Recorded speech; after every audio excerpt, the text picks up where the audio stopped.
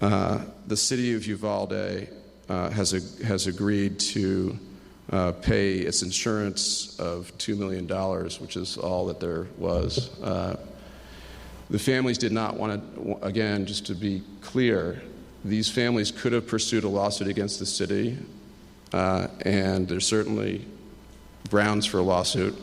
Let's face it, sadly, we all saw what we saw. No, there's not a single person in this room or watching or even, in town, in any government or anybody who knows anything about this case and the response knows that it was an inexcusable failure at the end of the day. There's nothing we can do about it now. But instead of suing the city and jeopardizing the finances of anybody, families have accepted there's simply the insurance doesn't affect anybody.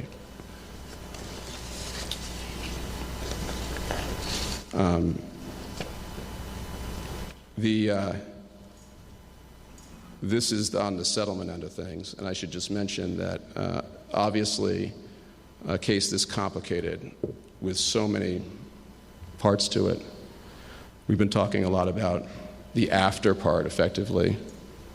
What happens in the response, right? We're all talking about the response. That focus accepts that the shooting happened, and that's just a small part of what you look into when you think about what the causes are. So this is simply highlighting that we've settled with the city. There will be lawsuits forthcoming, most immediately against the state of Texas, which has done nothing at all but burden this town before the shooting by not giving them the resources they need, prevented these families from getting the information they need, and then blaming this city as if they didn't have, how many police officers there? 98? As if they had nothing to do, as if they didn't know how to shoot somebody, as if they weren't heavily armed and the most well-trained. Blame the least well-trained, least resourced, and least equipped officers for a problem you helped to create. So yes, we are suing the state of Texas. And we're also suing, down the line, we'll be suing the federal government, also heavily trained, equipped.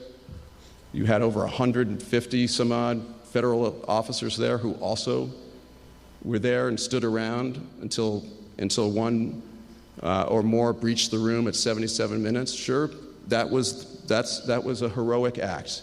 It was a heroic act 77 minutes late. But this day is really a day to allow these families to heal and tell the community of Uvalde that they love you, they love living here, and they want to stay here. They want to stay here, and they need you. And when you see them on the street, if you pass them on the street, you don't have to look away, even if you wear a badge. You need each other here, because that's what mass shootings do to a town.